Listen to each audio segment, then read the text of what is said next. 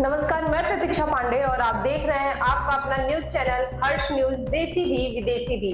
आइए रुक करते हैं कुछ प्रमुख खबरों की ओर। नए साल पर यूपी को मिलेगी 10 नई सौगात, 1.5 लाख युवाओं को मिलेंगी सरकारी नौकरियां।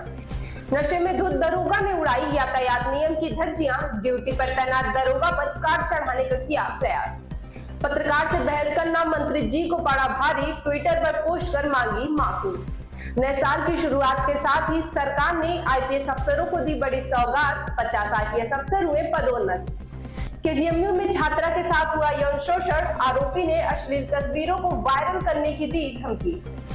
नए साल पर सरकार यूपी को 10 नए सौगात देगी, जिसके बाद यह कहना बिल्कुल भी गलत नहीं होगा कि उत्तर प्रदेश के लिए वर्ष 2026 नई उम्मीदों और शानदार बदलावों का साल साबित होगा, जिसमें 1.5 लाख युवाओं को सरकारी नौकरियां देने के साथ साथ गंगा एक्सप्रेस वे, जेवर एयरपोर्ट, 5वां भूमि पूजन समारोह, वैश्विक निवेश, स्वास्थ्य और सुरक्षा क्षेत्र में प्रदेश को नई सौगात मिल रही है। ये न सिर्फ प्रदेश के आर्थिक विकास को रफ्तार देगी, बल्कि आम लोगों का भी जीवन सुविधाजनक बनाएगी। जिस पुलिस को लोगों को कानून व्यवस्था समझाने और दंगे फसादों को रोकने के लिए नियुक्त किया जाता है, वो लोग ही नशे में धुत होकर नियमों की धज्जियां उड़ाने पर तुले हैं। ऐसी एक वारदात राजधानी लखनऊ के अटल चौक से सामने आई है, जहां पर नशे में धुत कार सवार दरोगा ने ड्यूटी पर तैनात दरोगा पर कार चढ़ाने का प्रयास किया।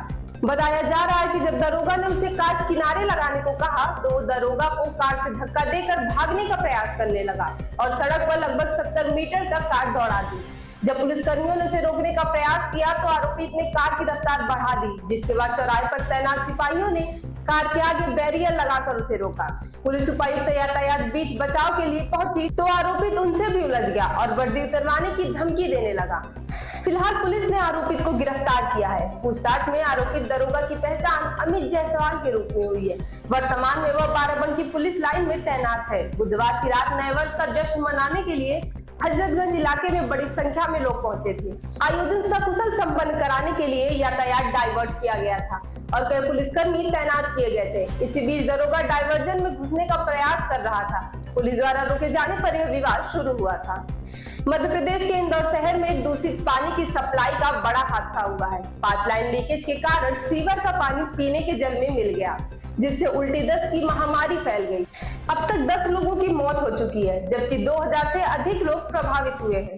गौर करने वाली बात यह है कि यह घटना देश के सबसे स्वच्छ शहर कहे जाने वाले इंदौर में हुई है, जो इंदौर की छवि पर बड़ा सवाल खड़ी करती है।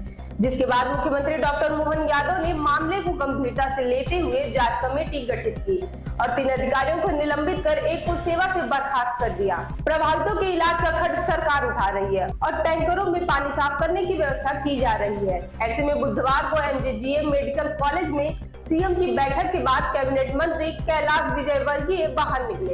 एक पत्रकार ने उनसे पूछा कि निजी अस्पतालों में भर्ती मरीजों का रिफंड अभी तक क्यों नहीं मिला और पीने के पानी की उचित व्यवस्था क्यों नहीं हुई है। जिसके बाद मंत्री जी भड़क गए और बोले, अरे छोड़ो यार, फोकट के प्रश्न मत करो, घंटा होकर आए हो क्या।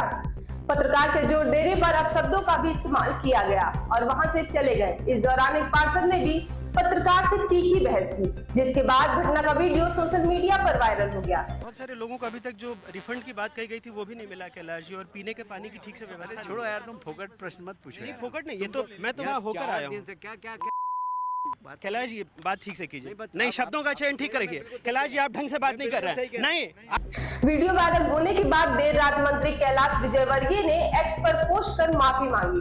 उन्होंने लिखा, मैं और मेरी टीम पिछले 2 दिनों से बिना सोए प्रभावित क्षेत्रों में लगातार स्थिति सुधारने में जुटी हुई है।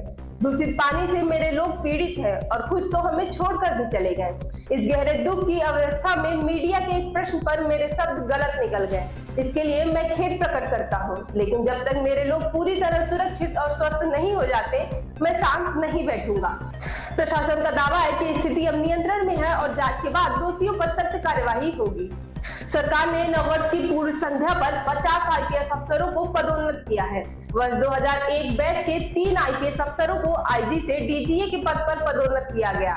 इनमें लखनऊ के आईजी तरुण गाबा और अयोध्या के आईजी प्रवीण कुमार और कानपुर के संयुक्त पुलिस आयुक्त आशुतोष कुमार के नाम शामिल हैं। वहीं 13 आईपीएस अफसरों को एसीपी से डीआईजी के पद पर पदोन्नत किया गया।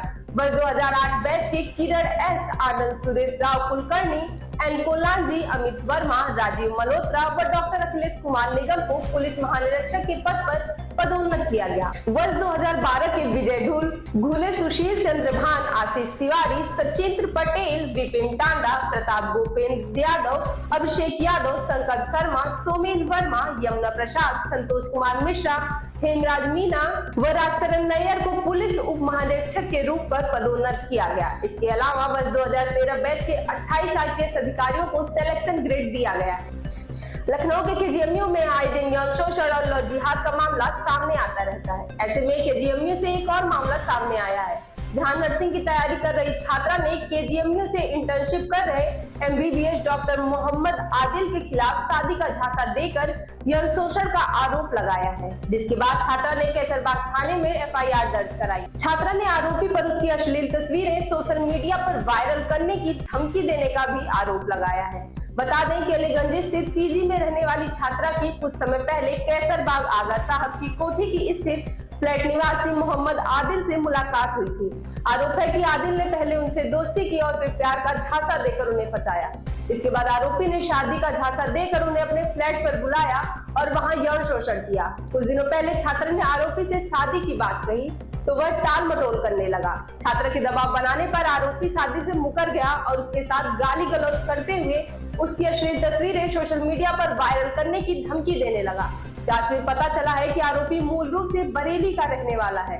उसके पूरे पते की जानकारी जुटाई जा रही है। जल्दी पीड़िता को मजिस्ट्रेट के सामने बयान दर्ज कराया जाएगा और उस आधार पर आगे की कार्रवाई की जाएगी।